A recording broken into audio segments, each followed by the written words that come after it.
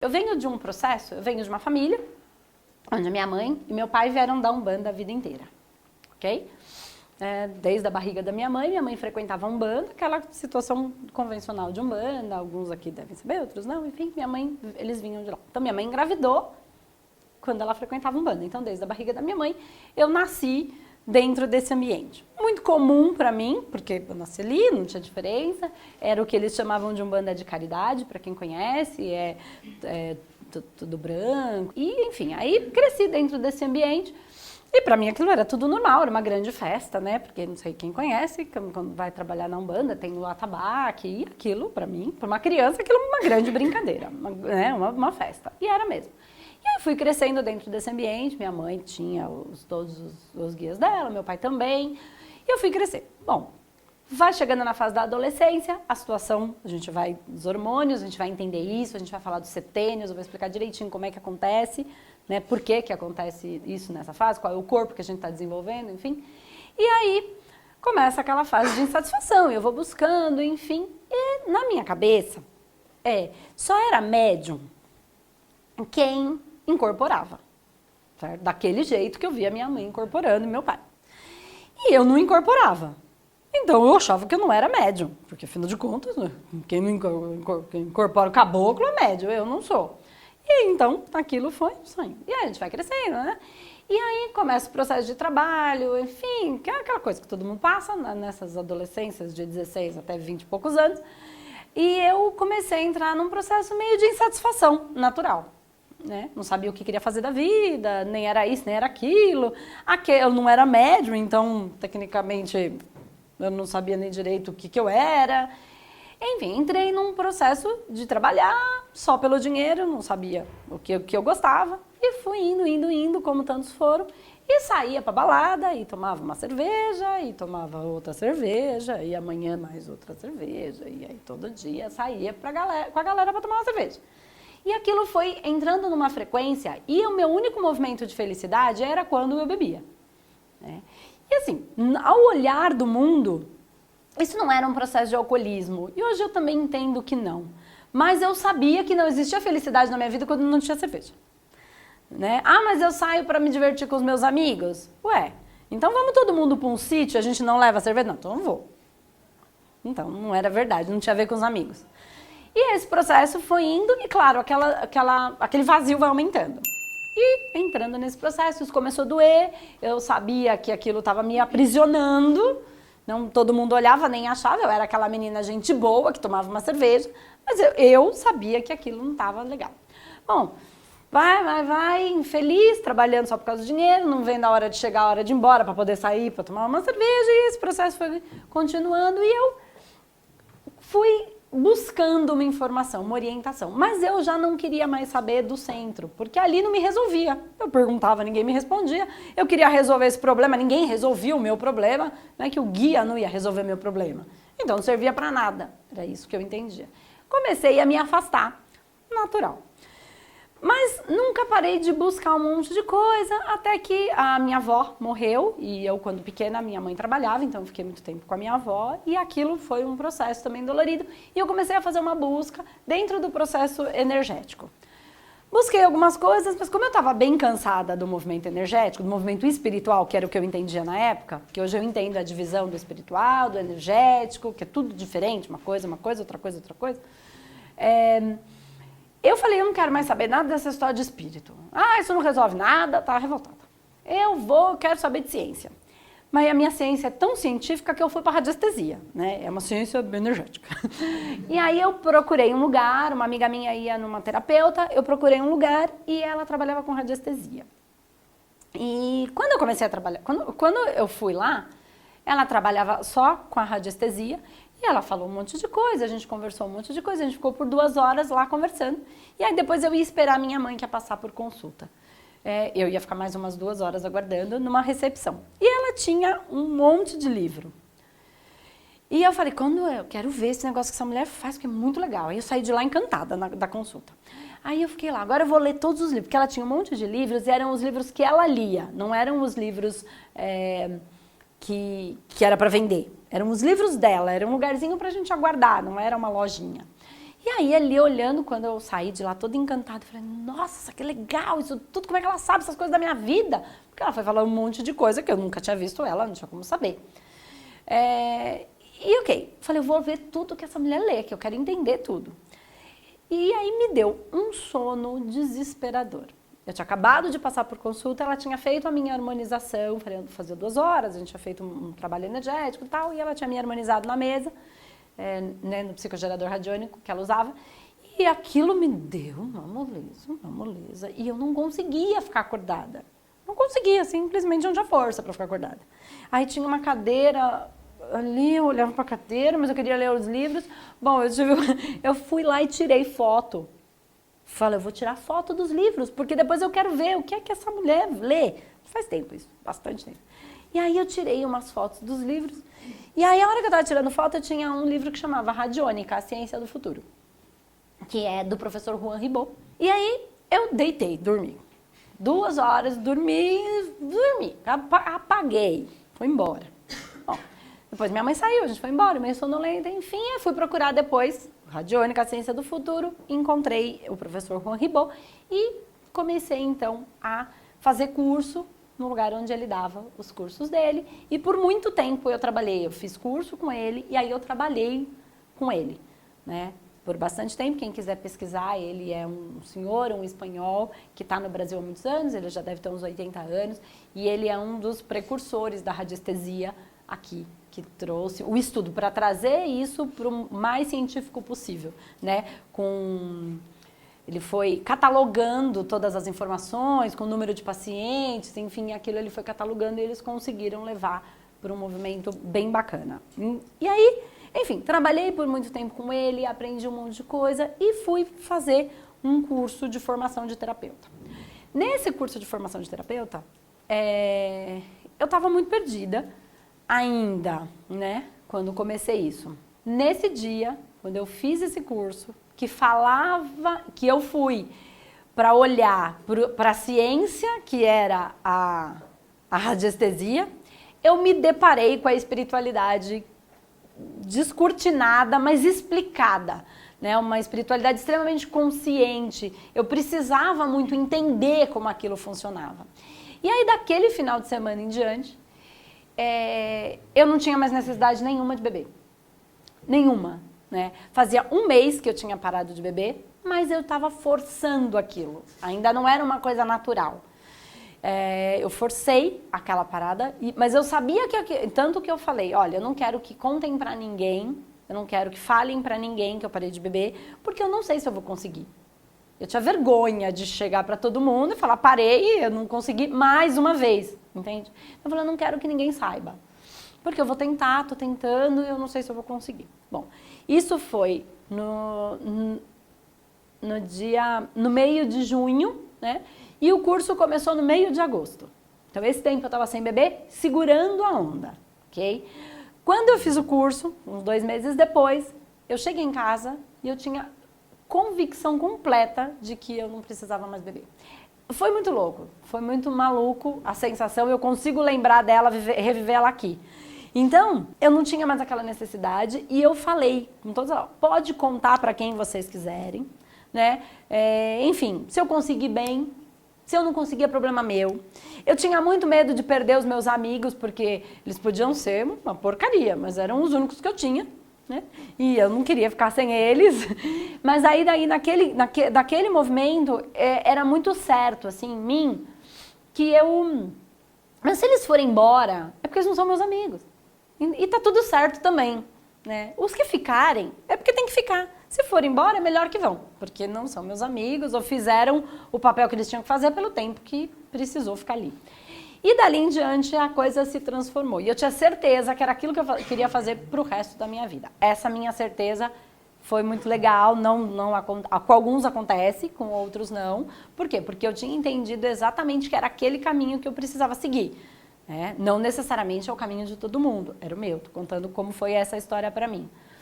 E aí, eu tinha certeza que era isso, eu não sabia como era ainda, mas eu sabia que era por aí, né? E aí, dali seguiu o meu caminho de estudo muito profundo em relação ao aspecto energético e espiritual. Aí eu mergulhei de cabeça nesse estudo, a minha necessidade de beber acabou completamente. E dentro desse processo, uma das coisas que, não só aí no começo, né? Daí todo um trabalho em mim mesmo e estudando, eu descobri, e aí pode ser que seja muito, aí tenha a ver com vocês ou com pessoas da família de vocês, enfim, que não é que eu não era médium, né? Quando eu achava, eu era médium, só que eu tinha um tipo de mediunidade diferente do tipo de mediunidade que tinha a minha família, né? Das pessoas que eu conhecia. Então, existe a mediunidade de incorporação, que é onde uma energia, ela acopla no médium. Então, não é que ela entra, é um ajuste de frequência e ela tem uma absorção maior, né? E existe a mediunidade onde a gente desdobra os nossos corpos, nós é que nos soltamos e entramos em contato com a energia espiritual. Como se o mundo espiritual viesse para trabalhar no físico. Essa é a incorporação, tá? Mais ou menos, ok? Mas existe a mediunidade onde a gente desdobra e a gente é que vai trabalhar no mundo espiritual. Essa capacidade de desdobramento, alguns têm mais facilmente e outros têm mais facilmente a capacidade de incorporação. Tanto é que eles têm que se segurar, porque senão incorpora, não é? Então, o que aconteceu? Quando eu comecei a trabalhar, aí eu conheci isso e fui, né, trabalhando, fui fazendo os cursos, e aí eu conheci a apometria, né? E a apometria é um trabalho total de desdobramento. Só que, como no sono, então isso é natural, é da nossa natureza, ok? Não é nada forçado, então todo mundo desdobra. E quando eu comecei a entender a apometria, não foi nem só trabalhar, tá? A minha cura, de fato, não é cura, né? Porque não era doença, depois eu fui entender isso. Ela veio com o advento de trabalhar na apometria, de trabalhar com a espiritualidade, tá? Porque eu entendi e aí eu conseguia manifestar aquilo que eu era.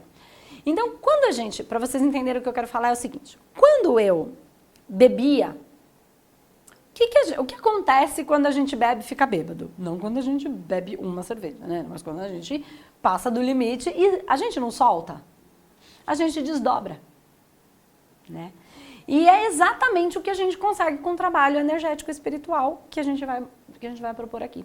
É um desdobramento para trabalhar no mundo espiritual. Se tem pessoas que incorporam, não tem problema. Cada um tem o seu tipo de mediunidade, não tem o tipo certo. Cada um é um em essência. Quando depois que eu fui estudar, eu fui entender que eu construí o meu corpo, cada um construiu a maneira que... Não foi alguém que construiu o nosso corpo. Fomos nós que construímos, com as características que nós precisamos para que a gente venha aqui fazer o trabalho que a gente se propôs. Seja ele em relação ao outro, seja ele em um processo evolutivo de algo que eu preciso só para mim. Não importa, cada caso é um caso, cada pessoa é diferente. E aí, quando eu construí o meu corpo, eu construí a capacidade de desdobramento, né? O meu tipo de mediunidade seria de desdobramento. Como em nenhum momento, até porque não se conhecia isso, não com essa clareza ou aberto como é hoje, até por conta da internet. A capacidade, a mediunidade de desdobramento, né? Então, não foi explicado isso para mim nunca. Então, mas eu precisava desdobrar. Eu arranjei uma ferramenta para desdobrar, que era a bebida. Porque a gente pode fazer isso de maneira natural, como eu faço hoje. Com meditação, com trabalhos energéticos, a gente desdobra uma facilidade tremenda. Só que eu não sabia disso. Mas essa era a minha característica de construção. Então, eu arranjei uma ferramenta que me desse a capacidade de fazer aquilo que eu vim para fazer. Então, todos os processos de bebida, todos os processos de droga, todos os processos, inclusive, no meu ponto de vista, de medicamentos que apagam a pessoa, que embotam ela para ela se soltar, é um processo de desdobramento. Só que não precisa ser feito de maneira mecânica, ele pode ser feito de maneira natural. Então, quando eu consegui trabalhar com a mediunidade de maneira desdobrada, a minha necessidade fisiológica de beber acabou.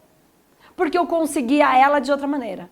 Vocês conseguiram entender o que eu quis dizer? Que assim, eu construí de um jeito e eu não estava manifestando porque eu não sabia. Minha mãe não sabia, meu pai não sabia, isso tanto que depois estudando, quantas pessoas já não foram em centros e ou perceberam ou ouviram algumas pessoas falar que mas lá tem um cara que recebe, mas parece que ele está fingindo. Ele não está fingindo. Né? Também era o nosso julgamento e a nossa ignorância dentro do que a gente sabia. Ele tinha mediunidade, mas como não tinha um outro jeito, ele fez daquele. Mas não é que ele incorpora e toma conta, então ele tem consciência daquilo, é exatamente o trabalho de desdobramento. Então hoje, muitos centros, eles já têm pessoas que trabalham na incorporação e outros grupos que trabalham às vezes com apometria. E a gente teve aqui, numa outra turma, um grupo de um centro. Veio a mãe de santo e 3 filhas de santo, 3 filhas dela, que ela tem um centro e elas vieram estudar para entender. E ela tem um grupo grande com mais de 50 pessoas e depois que ela entendeu a apometria foi muito legal, porque eu achei que ia ter um monte de atrito, eu falei, isso vai dar confusão. Não, foi sensacional, porque ela ensinou um monte de coisa para o grupo todo, o grupo ensinou um monte de coisa para ela percebeu que tinha um monte de coisa muito legal. Aí que ela entendeu isso e ela dividiu o grupo e falou, quem quiser trabalhar com apometria, começou a trabalhar e quem tem incorporação. Então, aqueles que supostamente parecia que estava fingindo a incorporação, que não era um fingimento, era a maneira que ele conseguia sentir, quase todos eles foram para a apometria, porque era o tipo de mediunidade deles. Então, o grupo ficou muito, um dando o fortalecimento para o outro, porque era um tipo de mediunidade diferente. Tá? Então, assim, depois disso, a gente desenvolveu um trabalho de dependência para entender tudo isso, eu desenvolvi esse trabalho, para entender, porque a conclusão que a gente acabou chegando de muita gente que a gente tratou era todo mundo que tem mediunidade reprimida não necessariamente é um alcoólatra, ok? Não necessariamente é um drogado. Mas todo alcoólatra tem mediunidade reprimida. Entendeu? Não é que todo mundo que tem acaba bebendo, não, mas o contrário porque ele tem o processo de desdobramento. Então vocês podem perceber que as pessoas, é muito maluco isso, né? Mas todo mundo tem alguém com processo de alcoolismo ou de droga em casa. De alcoolismo é até muito comum, mais abertamente, né? Ou na própria vida, ou dentro da família menor, ou dentro da história. Então, isso é uma coisa fácil da gente entender. Normalmente não são as pessoas mais carinhosas. Aquelas que a gente fala, caramba, por que ele faz isso com a vida? Ele é tão legal, não é assim? Não é aquela pessoa carinhosa, aquela pessoa bacana. Ai, por que ele faz isso com a vida dele? Ele é tão legal, ele podia tanto parar de beber. Por quê? Porque são naturalmente as pessoas que vieram para trabalhar com desdobramento, para trabalhar com a energia trazendo esse processo de amorosidade. Como ele não consegue, porque não foi explicado, que isso é conversa de maluco, né? Ele sofre. Então ele acaba ajustando o sistema dele, ele precisa desdobrar. É uma necessidade fisiológica. Não consegue não desdobrar. Por isso fica 20 anos sem beber, tá indo lá no AA, e de vez em quando tem uma recaída. Porque ele está travando o processo de desdobramento dele. Não consegue. Mesma coisa que você travar um processo fisiológico seu. Não dá. Eu construí o meu corpo com essa capacidade para fazer alguma coisa que eu tinha que fazer aqui. Eu não estou falando mal de nenhuma das drogas, muito pelo contrário. Um terapeuta não pode ter essa vertente de ter preconceito em relação à droga, porque senão você vai ter preconceito contra o seu paciente. Porque 90% dos seus pacientes ou tomam um remédio, que é droga? Chama de droga. Que é um tipo de droga que facilita aquela dor naquele tempo, ou qualquer droga, porque facilita, porque dor dói, gente. E às vezes muita gente não se matou porque fuma maconha, entendeu? Porque tem esse aporte para não fazer ou fuma maconha ou usa qualquer outro tipo de droga. Então a gente tem que ter cuidado, porque senão a gente entra num preconceito e aí a gente ficou igual a todo mundo. Aí a gente saiu do amor, não tem nada que a gente consiga fazer em relação à frequência. E a gente trabalha com frequência. E aí, eu estudei um monte de coisa, me enveredei. E nesse movimento, então, meus pais sempre foram na Umbanda, minha mãe parou de ir, meu pai parou de ir, porque eles foram muitos anos e o lugar onde eles iam fechou. né? Porque a mãe de santo morreu, enfim, acabou. A vida inteira eles foram lá. E aí acabou a mãe de santo, o pessoalzinho começa a dispersar. E aí eu já estava com o Rodrigo, que é meu marido, e a família dele também, o pai dele também veio da Umbanda, enfim, mesma coisa. Quando a gente se encontrou, a gente sabia disso mais ou menos, depois a coisa vai se ajustando, né? A gente vai descobrindo as coisas, vai trocando, né? E ele sempre trouxe as energias, o meu sogro e a minha mãe e meu pai. E nesse decorrer eu fui descobrindo muitas coisas da minha mediunidade, né? E aí uma das coisas é que a gente veio para trabalhar com isso, né? E que tinha um projeto muito maior. E que assim, que nada que eu fizesse ia dar certo, porque o caminho estava me levando para isso. E a gente resolveu, né, eu estava muito bem lá onde eu estava trabalhando, tudo, mas dentro desses trabalhos espirituais eu fui entendendo qual era a minha função, qual era a minha missão, que é levar consciência para o maior número de pessoas. Por isso eu tenho a habilidade de falar sobre o assunto. Porque eu construí o meu corpo com essa habilidade. Porque era isso que eu ia fazer, né? Construí um corpo leonino, porque uma pessoa leonina adora aparecer. E eu tinha que aparecer, então eu tinha que gostar disso. Entende o que eu quero dizer? Se você for pegar uma outra pessoa que não gosta de aparecer, ela não vai fazer isso que eu faço. E aí, a gente descobrindo tudo isso, e aí foi todo um processo. E a gente, então, teve a proposta de ir fazer isso na Espanha, né? Então, a gente ia ancorar um trabalho, vamos para a Espanha, a gente recebeu uma proposta, é isso que a gente tem que fazer, a parte da espiritualidade toda falando pra gente, vai, pode ir, que vocês vão bem, mas a gente não tinha dinheiro. A gente era casado, tinha um apartamento e a gente tinha o que tinha dentro do apartamento o nosso carro. Era só isso que a gente tinha.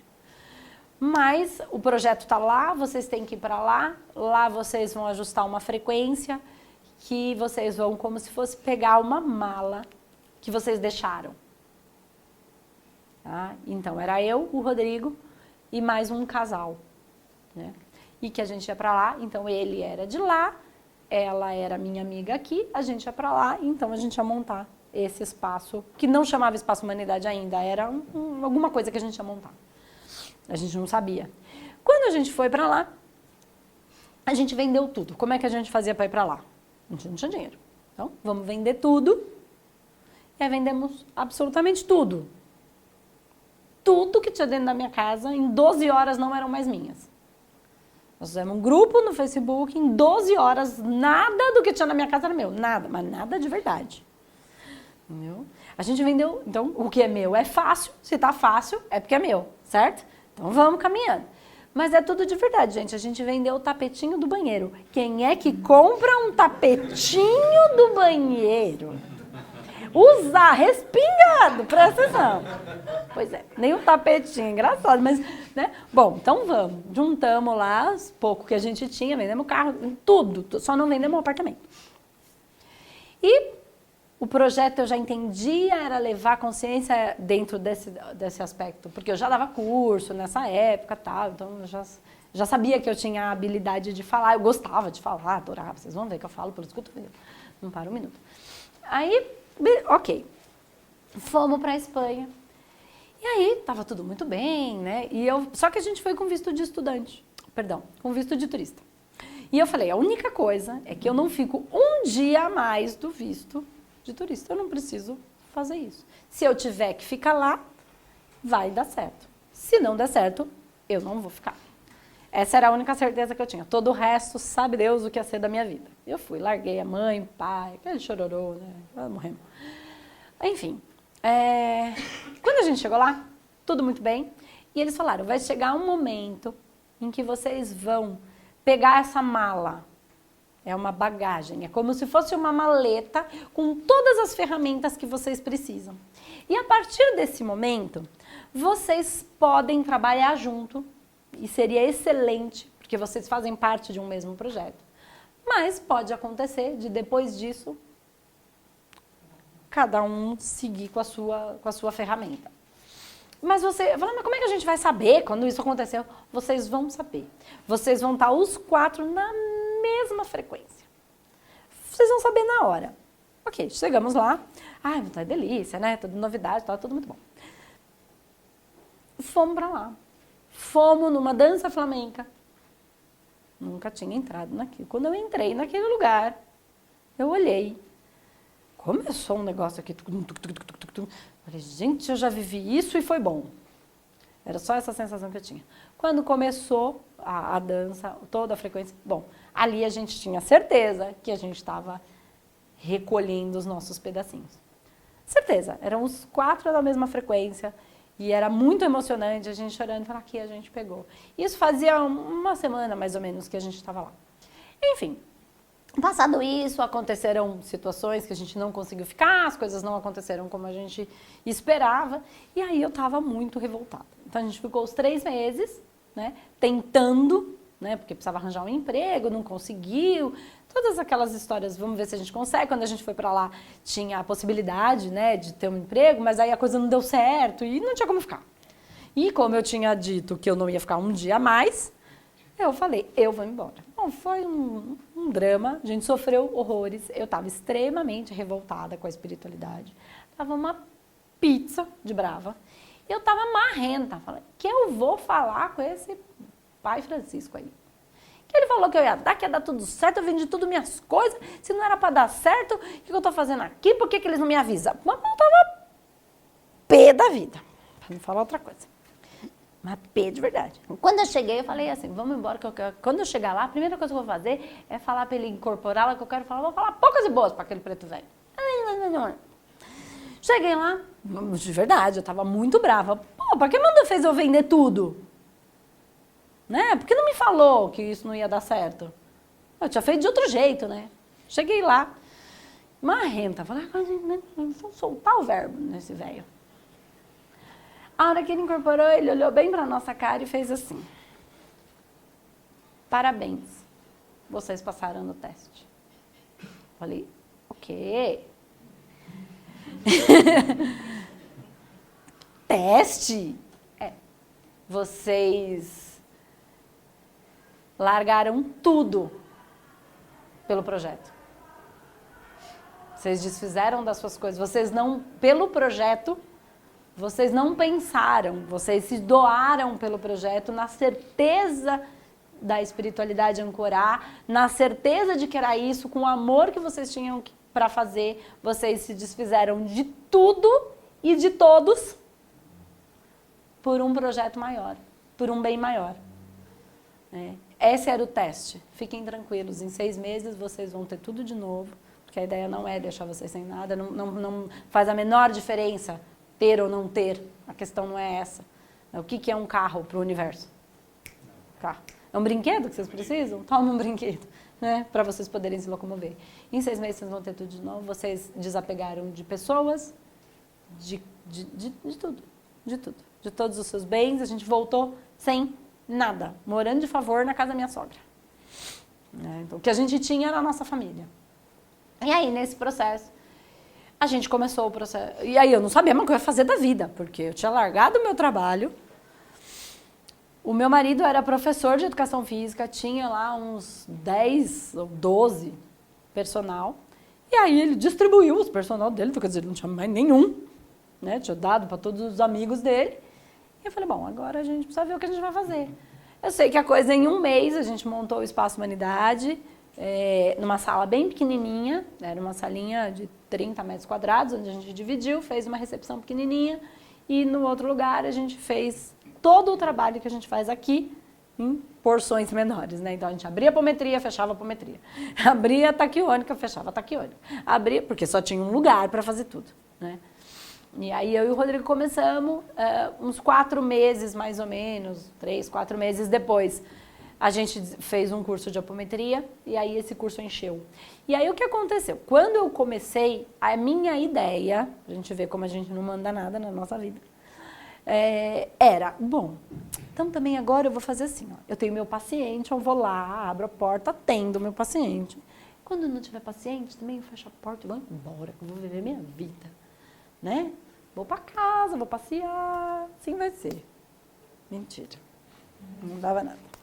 Todo mundo que eu comecei a atender, a grande necessidade da pessoa era entender, era aprender, era querer, o que você faz, como é que você faz isso? E aí começaram a pedir para eu fazer um curso, me ensina, e a gente juntou uma turma. Então, no nosso primeiro curso de apometria, a gente teve nessa salinha um grupo de pessoas que não estava cabendo lá dentro, né? E aí a gente procurou uma outra casa, foi para uma outra casa maior. Nessa casa, e eu morando de favor na casa da minha sogra, porque o meu apartamento estava alugado, né? E eu tinha medo de não ter para pagar, né, duas coisas. Então, pelo menos eu sabia que o dinheiro do aluguel do meu apartamento, ele pagaria o aluguel de onde a gente estava, né? Então, eu não tinha medo. Então, o que eu comecei a fazer? E aí eu já entendia bastante energeticamente. Eu driblei o meu medo. Por quê? Porque eu sei que a coisa que mais pode me afundar é o meu medo. Então, eu dei um jeito de não sentir o medo, mesmo ficando de favor. Tá? Então, foi melhor para mim, porque daí eu não empaquei a coisa com o medo. A gente foi para uma casa maior, ali a gente começou a nossa primeira turma de formação de terapeuta. Nesse movimento, a coisa foi acontecendo, tivemos a primeira turma de formação de terapeuta, a gente começou o Espaço Humanidade no dia 1º de agosto de 2015. 1º de agosto de 2015 começou o Espaço Humanidade, então o Espaço Humanidade é jovem. A nossa primeira turma de formação de terapeuta começou em fevereiro de 2016. E foi assim que surgiu. Daí a gente saiu daquela casa e viemos para esse espaço que é maior, que é mais confortável, enfim. Mas então tudo começou assim e a gente entendeu que a nossa missão é levar consciência para o maior número de pessoas possível. Tá? Consciência é esse tipo de consciência principalmente de si mesmo. E uma das melhores maneiras da gente levar consciência é informando terapeuta, né? Porque eu sou uma só. Eu não consigo chegar em... Quantas terapias eu vou conseguir fazer? O dia, ele é limitado. Então, todo mundo que eu formo enquanto terapeuta, ele vai atender outras pessoas. Então, de certa maneira, eu me eternizo nesse terapeuta, porque ele vai lá atender uma pessoa e eu tô lá nessa pessoa, mesmo ela nunca tendo me visto. E se eu fiz bem para você, você fez bem para ela, eu fiz bem para a avó dela, que ficou feliz porque a neta tá melhor, eu fiz bem para o filho, que ficou feliz porque a mãe tá melhor, e isso é uma corrente do bem, né? É isso que é prosperidade. Então, todo mundo fala de prosperidade pensando em dinheiro, né? Quem procura fazer curso de prosperidade pensando em dinheiro, está completamente equivocado. Prosperidade não tem nada a ver com dinheiro. Quer aprender a ganhar dinheiro, faz curso na Bolsa de Valores. Concordo. Lá eles ensinam como é que se aplica, como é que você faz para ganhar dinheiro. Faz, só ir lá no lugar certo, fazer o curso certo. Prosperidade não tem absolutamente nada a ver com dinheiro. Tem a ver com esse vínculo energético que, se eu fiz um bem para você, você fez o bem para alguém, que ficou feliz, que fez o bem para o outro, essa vibração que o outro sente lá na ponta, vibra lá, vibra aqui, vibra aqui, vibra aqui, vibra aqui. Não tem como a minha vida dar errado se eu fizer vidas darem certo. Porque é vibração. Então eu ponho você para vibrar para mim. Então vamos ver no movimento mais egoísta. Eu ponho todo mundo para vibrar para mim. O bem, o bom, o belo e o justo. Entende? Então por isso que fala que o amor, só o amor constrói, só o amor...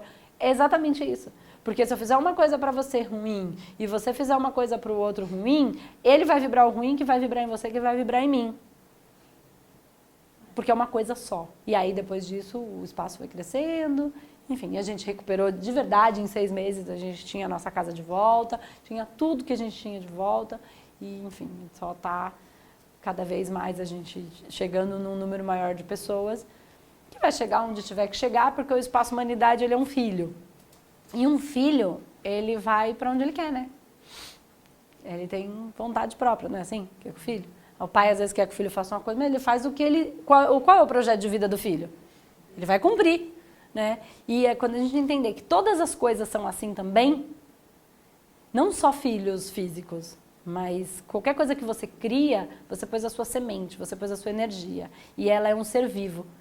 E esse ser quer ser amado, acolhido e respeitado, como todas as coisas. Então, se você colocar a energia de maneira correta nesse ser que quer ser amado, acolhido e respeitado, né, se você amar, acolher e respeitar, que é o que a gente faz com o Espaço Humanidade, ele flui, né? E ele tem vontade própria. Ele vai ser... Eu achei que ele ia ser pequeno. Eu não ia fechar a porta e ir embora para casa, mas eu não mando nada, né?